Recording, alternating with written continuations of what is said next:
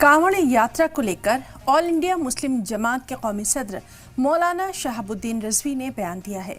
उन्होंने कहा कि कांवड़ यात्रा में नॉनवेज की दुकानों को बंद कराया गया और नेम प्लेट भी लगा दी गई है, फिर भी कई जगह तनाज़े के हालात बन रहे हैं। उन्होंने इल्जाम लगाया कि कांवड़ियों की भीड़ में डीजे और तेज लाउड स्पीकर तनाज़े की वजह बन रहे हैं।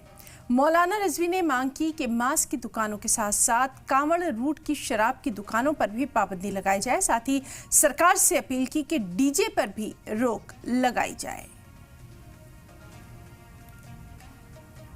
डीजे पे कोई रोक नहीं है, डीजे का खूब इस्तेमाल हो रहा है और यही वजह, लाउड स्पीकर और डीजे ही वजह विवाद के बनते हैं।